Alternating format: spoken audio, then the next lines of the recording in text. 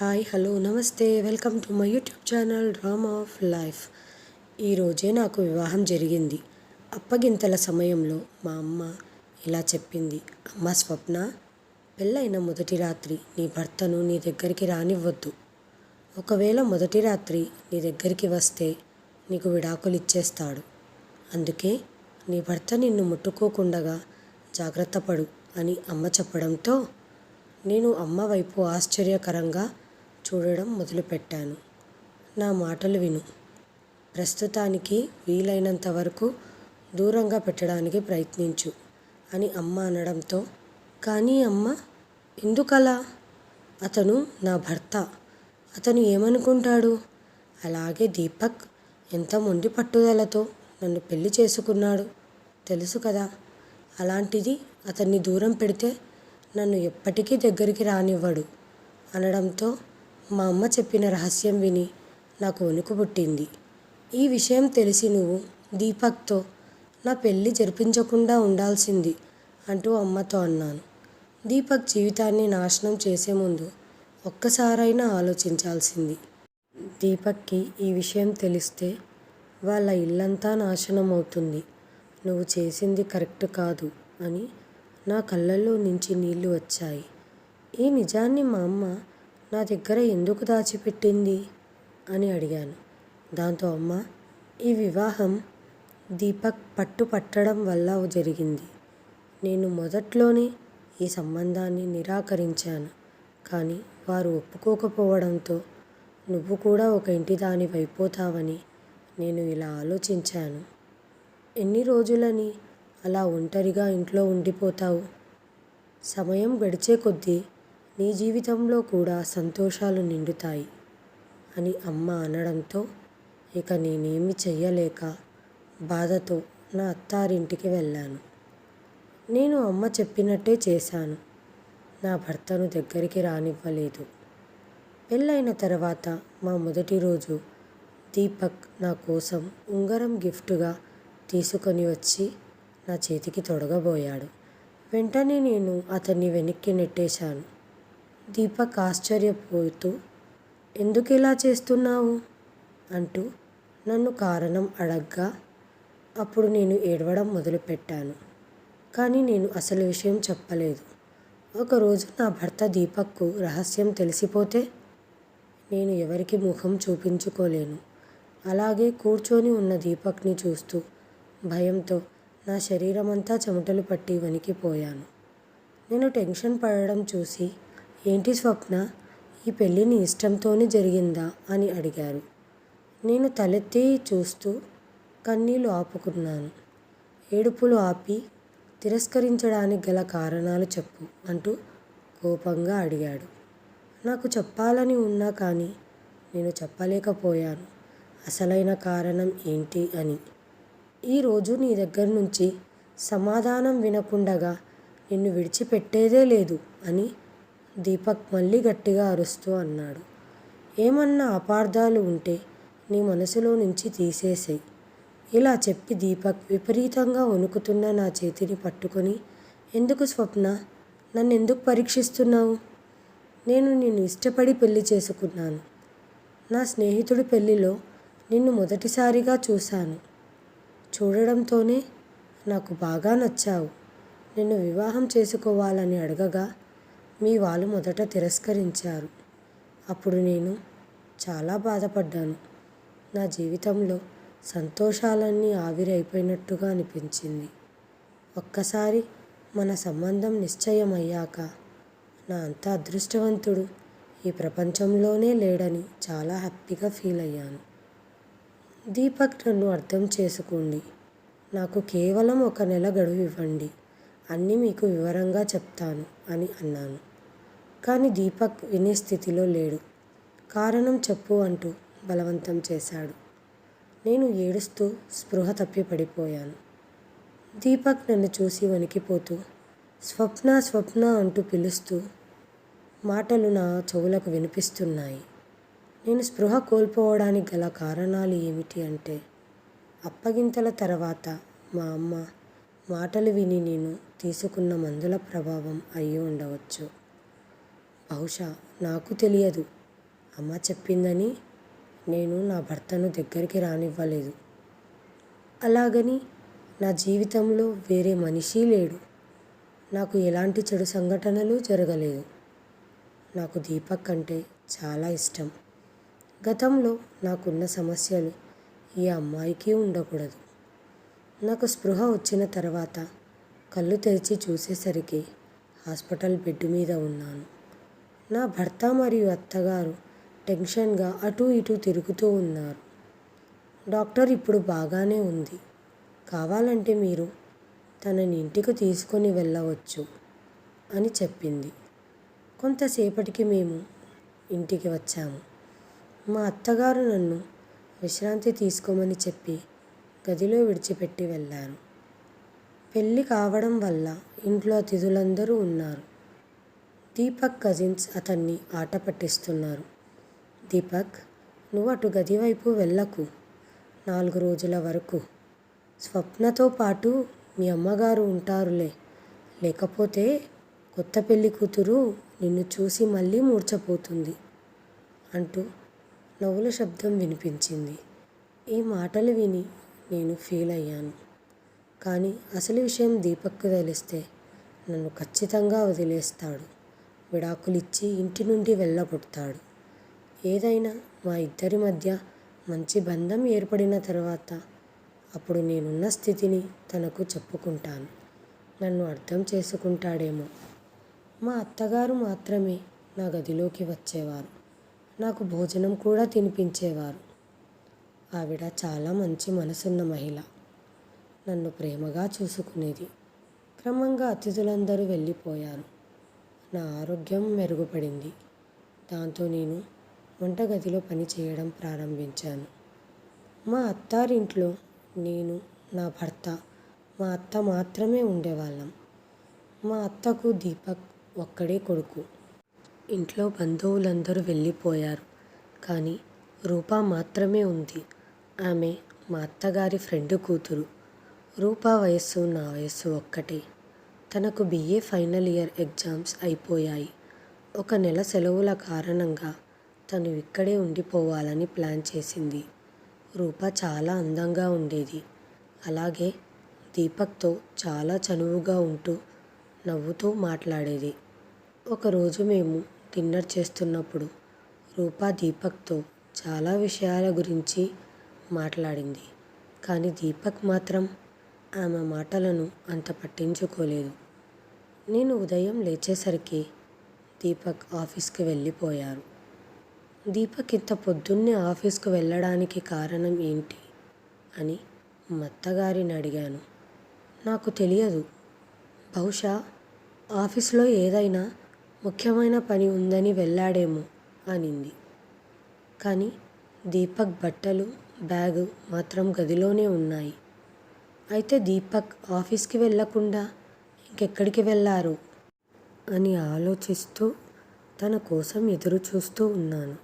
సాయంత్రం 4 గంటలకు ఇంటికి వచ్చి కనీసం నా వైపు చూడకుండా నేరుగా తన గదిలోకి వెళ్ళిపోయాడు దీపక్. నాతో పూర్తిగా మాట్లాడడం మానేశాడు. నేను గదిలో అతని బట్టలు ఇస్త్రీ చేయడం చూసి దీపక్ నా చేతిలో నుండి తన బట్టలు లాక్కొని, నా పని మీరు చేయాల్సిన అవసరం లేదు అంటూ తన బట్టల్ని తీసుకొని వెళ్ళి రూపాకిచ్చాడు. టిఫిన్ కూడా రూపాతోనే పెట్టించుకొని తిన్నాడు. ఇవన్నీ చూసి నాకు ఆశ్చర్యంగా అనిపించాయి. బహుశా దీపక్ ప్రవర్తనకు కారణం నా తప్పు కూడా కావచ్చు. ఇప్పటి వరకు ఏ టెన్షన్ లేకుండా ఉండేదాన్ని. కానీ ఎప్పుడైతే రూప దీపక్ పనులు చేస్తూ తన వెనకాల తిరుగుతూ ఉందో అప్పటి నుంచి టెన్షన్ మొదలయ్యింది. సాయంత్రం దీపక్ ఆఫీస్ నుంచి తిరిగి వచ్చే సమయానికి రూప కొత్త పెళ్లి కూతురులాగా తయారై గుమ్మం దగ్గర తన కోసం ఎదురు చూస్తూ ఉండేది. దీపక్ ఇంటికి వచ్చేసరికి తను పరిగెత్తుకుంటూ వెళ్ళి తన చేతిలో ఉన్న బ్యాగ్ తీసుకొని నవ్వుకుంటూ పలకరించేది. నిజానికైతే ఈ పనులన్నీ నేనే చేయాలి, ఇవన్నీ నా బాధ్యత. కానీ తను మాత్రం చాలా సంతోషంగా చేసేది. నాకు కోపం వచ్చేది. అయినా నేనేం చేయగలను? దీపక్ రూపాకు అంత ప్రాధాన్యత ఇస్తుంటే నేను మాత్రం ఏం చేయగలను? ఒకరోజు రాత్రి మాటల శబ్దం వినిపించింది. నేను నిద్రలేచాను. బయట హాల్లో చూసేసరికి దీపక్, రూప ఇద్దరు నవ్వుతూ కనిపించారు. వారి ముందు 2 టీ గ్లాసులు పడి ఉన్నాయి. నన్ను చూసి రూప నవ్వడం ఆపేసింది. కానీ దీపక్ మాత్రం పూర్తిగా నన్ను పట్టించుకోకుండా రూపాతో మాట్లాడుతూనే ఉన్నాడు. నేను ఏడుస్తూ గదిలోకి వెళ్ళిపోయాను. నా జీవితం మెల్లగా నాశనం అవుతుంది. ఒకవేళ నేను దీపక్తో నిజం చెప్పినా అప్పుడు కూడా నా జీవితమే నాశనం అవుతుంది. నేను చెప్పకపోయినా కానీ రూప అనే అమ్మాయి నా స్థానంలో ఉంటుంది. స్త్రీ ఏదైనా భరించగలుగుతుంది, కానీ సవితిపోరును మాత్రం కాదు, భరించలేదు. నాకు దీపక్ మధ్య ఏం జరిగినా మధ్యలో రూప రావడం నాకు ఏమాత్రం ఇష్టం లేక మా అత్తగారితో రూప వచ్చి చాలా రోజులయ్యింది. వాళ్ళమ్మ 3 వారాల క్రితం వాళ్ళ ఊరికి వెళ్ళారు. కానీ రూప మాత్రం ఇక్కడే ఉండిపోయింది. తను తిరిగి ఎప్పుడు వెళ్తుంది అని అడిగాను. దాంతో మా అత్తగారు, నేను అదే మాట రూపాతో చాలాసార్లు చెప్పాను. వచ్చి చాలా రోజులవుతుంది, ఎప్పుడు వెళ్తావని.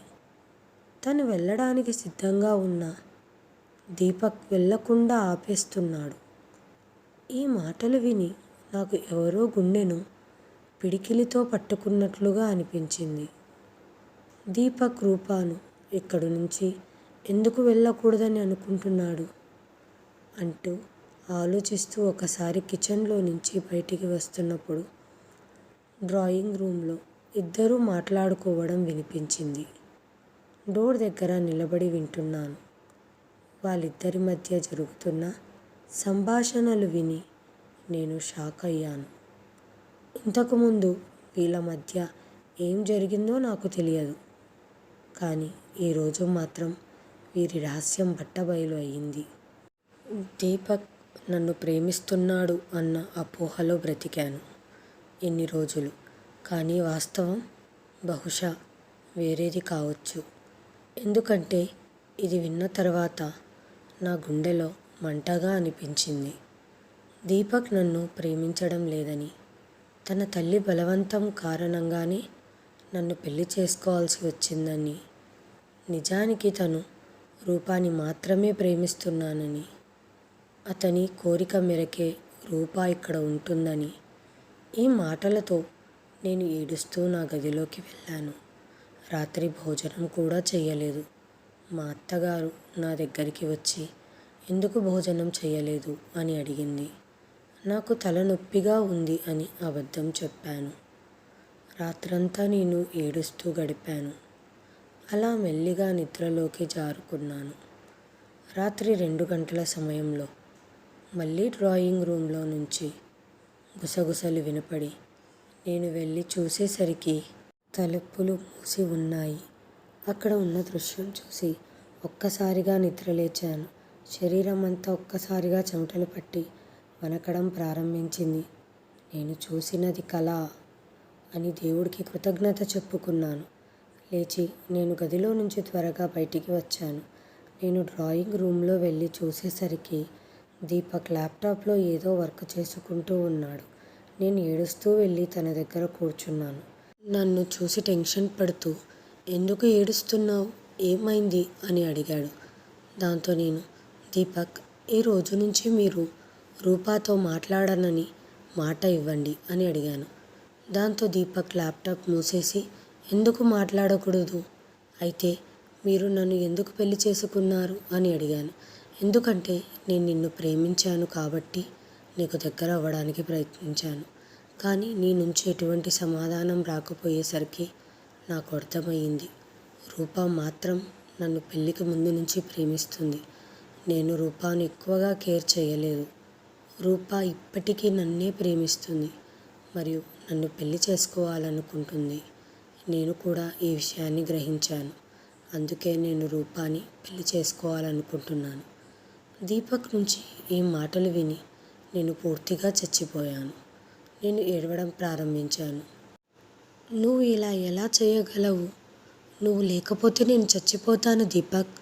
I love you very much. ఈ మాటలు విన్న వెంటనే దీపక్ నా చెయ్యి పట్టుకొని రూమ్లోకి తీసుకొని వెళ్ళాడు. వెళ్ళి, చాలు, ఈ మాట కోసమే ఎన్ని రోజులు వేచి చూస్తున్నాను.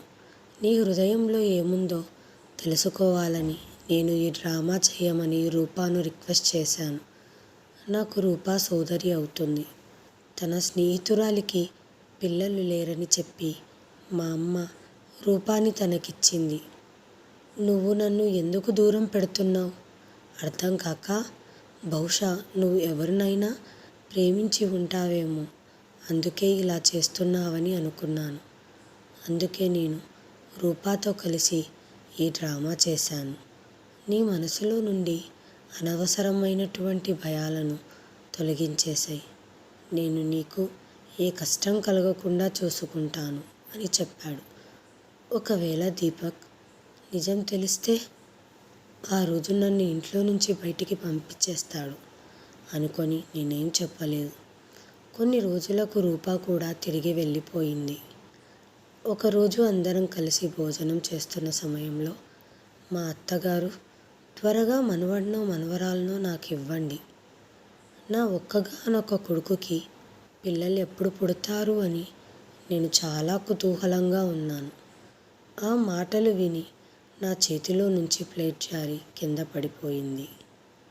అక్కడ నుంచి లేచి వెళ్ళిపోయాను.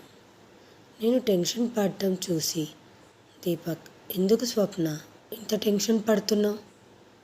అయినా ఇప్పుడు పిల్లలకు తొందరేముందమ్మా, నిదానంగా అవుతారులే అని అన్నాడు దీపక్. మా పెళ్ళై 2 సంవత్సరాలు కావడంతో మా అత్తగారు తొందరగా పిల్లలు కావాలని అనడంతో దీపక్ నన్ను ఒక లేడీ డాక్టర్ దగ్గరికి తీసుకొని వెళ్ళారు. ఆమె చాలా పరీక్షలు చేసింది. దీపక్కి నిజం తెలిసిపోతే ఏం జరుగుతుందో అని భయపడుతూ నా గుండె చాలా వేగంగా కొట్టుకుంటుంది. దాంతో నేను, అత్తగారు ఎందుకు పిల్లలను కనాలని ఇంత తొందరపడుతున్నారు అని అడిగాను. దాంతో దీపక్, అమ్మకే కాదు, నాకు కూడా పిల్లలంటే చాలా ఇష్టం. అందుకే దేవుణ్ణి నాకు ఒకేసారి 2 కమల పిల్లల్ని ఇవ్వండి అని కోరుకుంటున్నాను. దీపక్ మాటలు విని నా హృదయం కదిలిపోయింది. కానీ మా అమ్మ చెప్పినట్లు నేను దీపక్కి ఈ ఆనందం ఇవ్వలేనని నాకు తెలుసు. ఈ విషయం దీపక్కి తెలిసినప్పుడు ఆ ఇంట్లో ఈరోజే నా చివరి రోజు అవుతుంది. తను ఎప్పటికీ నిజాన్ని స్వీకరించలేడు. ఆ సమయం కూడా వచ్చేసింది. ఒకరోజు నా టెస్ట్ రిపోర్ట్స్ వచ్చాయని మేము లేడీ డాక్టర్ దగ్గరికి వెళ్ళాము. డాక్టర్ని కలిశాము. ఆ రిపోర్ట్ చూసి నా వైపు ఆశ్చర్యకరంగా చూడడం మొదలెట్టారు డాక్టర్ గారు. ఏంటమ్మా, నీకు ఇది ముందే తెలుసా అని అడిగింది. తెలుసు మేడం అంటూ కళ్ళలో నుంచి కన్నీళ్లు రావడం మొదలయ్యాయి.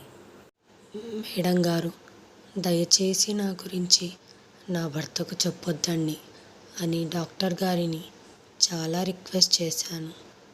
మీరు చెప్పడం వల్ల నా జీవితం నాశనం అవుతుంది.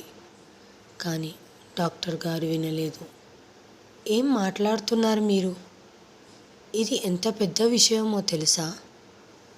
ఈరోజు నేను చెప్పకపోయినా రేపు ఎవరైనా అల్ట్రాసౌండ్ స్కాన్ చేస్తే ఖచ్చితంగా చెప్తారు. ఈ విషయం మీరు ఎక్కువ కాలం దాచలేరు. మీ భర్తకు చెప్పడమే మంచిది అన్నారు. నిజం చెప్తే నా జీవితం నాశనం అవుతుందని చాలా రిక్వెస్ట్ చేశాను. కానీ అప్పటికే ఆ మెడికల్ రిపోర్ట్స్ దీపక్కి చేరిపోయాయి. నా రిపోర్ట్స్లో ఉన్న నిజమంతా దీపక్కి చెప్పేశారు డాక్టర్. నేను రాయిలా కుర్చీలో కూర్చొని ఉన్నాను. దీపక్ నా గురించి నిజం తెలుసుకున్నాడు. దీపక్లో మారుతున్న ప్రవర్తన మరియు ఛాయ నన్ను చంపేస్తున్నాయి. మేము ఇంటికి తిరిగి వెళ్ళాము. మా అత్తగారు మా మెడికల్ రిపోర్ట్ల గురించి దీపక్ని అడగడం ప్రారంభించారు. డాక్టర్ గారు ఇంకా ఏం చెప్పలేదని దీపక్ చెప్పడంతో నాకు కొంచెం ఉపశమనంగా అనిపించింది. ఒకవేళ మా అత్తగారికి నిజం తెలిసిపోయి ఉంటే నన్ను ఈపాటికి మెడపట్టి బయటికి గెంటేసేవారు అనుకొని సైలెంట్గా నా గదిలోకి వెళ్ళి దీపక్ అబద్ధం చెప్పడానికి గల కారణం ఏమని ఆలోచిస్తూ ఉన్నాను.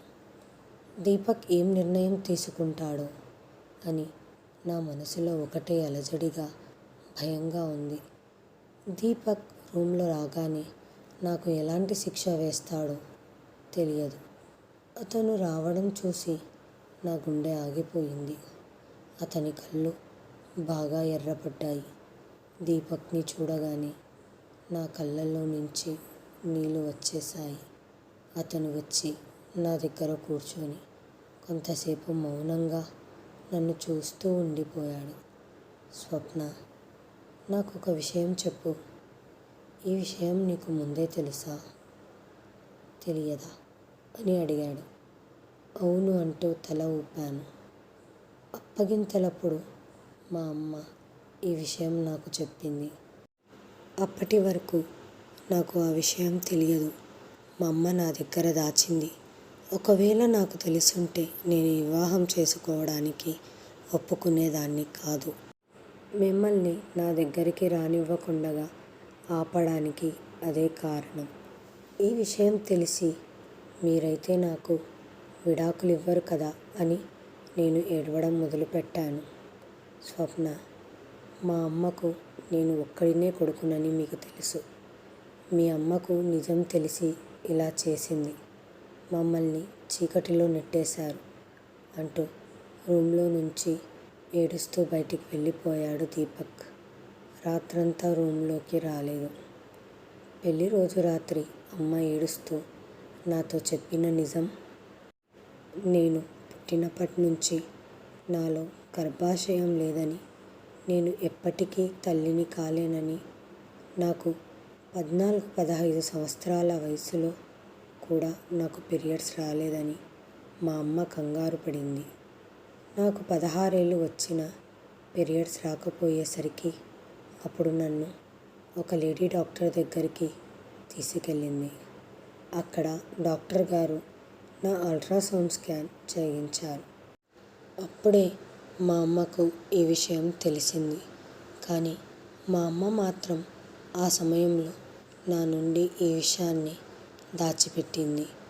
నీలో ఉన్నది చాలా చిన్న లోపమని, అది కాలక్రమేణా నయమవుతుందని చెప్పింది. నేను కూడా ఈ విషయాన్ని పోను మర్చిపోయాను. అప్పగింతల సమయంలో అమ్మ నాకు ఈ విషయం చెప్పింది. వీలైనంత వరకు నువ్వు దీపక్ నుంచి దూరంగా ఉండు. ఎందుకంటే నువ్వు దీపక్తో దగ్గరగా ఉంటే కొన్ని రోజుల తర్వాత పిల్లల గురించి మాట్లాడుతారు. ఆ తర్వాత నిన్ను డాక్టర్ దగ్గరికి తీసుకుని వెళ్ళి చెకప్ చేయిస్తారు. అప్పుడు నిజం తెలిసిపోతుంది అని చెప్పింది. కానీ ఈరోజు రానే వచ్చింది అనుకుంటూ ఏడుస్తూ ఉన్నాను. కనీసం నా కన్నీళ్లు తుడవడానికి కూడా దీపక్ రాలేదు. నాకు అర్థమైపోయింది. ఉదయం నేను నా గది నుండి బయటికి వచ్చేసరికి దీపక్ ఏదో ఒకటి డిసైడ్ అయి ఉంటాడు అని అనుకున్నాను. కానీ దీపక్ నేను లేచేసరికి ఆఫీస్కి వెళ్ళిపోయాడు. నేను దీపక్ కోసం 1000 కళ్ళతో ఎదురు చూస్తూ ఉన్నాను. అతను తిరిగి వచ్చినప్పుడు అతని చేతుల్లో రిపోర్ట్స్ ఉన్నాయి. అతని ముఖం చాలా విచారంగా కనిపించింది. అతని చేతిలో ఉన్న రిపోర్ట్స్ అత్తగారి ముందు పెట్టాడు. దాంతో నా ప్రాణం పోయినంత పని అయ్యింది. కానీ మా అత్తగారు పూర్తిగా నిరక్షరాస్యులు అని నాకు తెలిసింది. దాంతో ఆమె దీపక్తో, ఈ రిపోర్ట్స్ గురించి నాకేం తెలుస్తాయి నాయనా, ఆ రిపోర్ట్లో ఏం రాసుందో కొంచెం చెప్పు అని అడిగింది. దీపక్ తల్లిని కౌగిలించుకొని ఏడుస్తూ, అమ్మా, నేను నీకు మనవణ్ణి మనవరాల్ని ఇవ్వలేను. ఎందుకంటే నాకు పిల్లల్ని పుట్టించేంత శక్తి దేవుడు ఇవ్వలేదు. ఇక బిడ్డను కనడం అసాధ్యం అని ఏడ్చడం మొదలుపెట్టాడు. దీపక్, అమ్మ, దేవుడి దగ్గర నా కోసం మళ్ళీ పిల్లల గురించి అడగొద్దు. నేను ఒక్కసారిగా షాక్ అయ్యాను.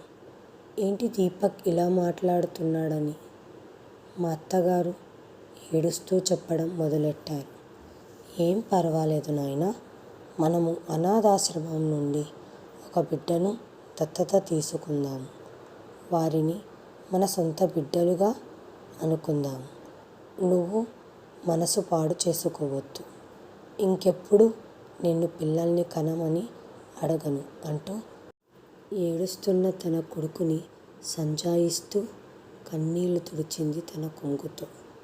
తరువాత రూంలోకి వెళ్ళిన దీపక్ మంచం మీద జీవిలా పడి ఉన్నాడు.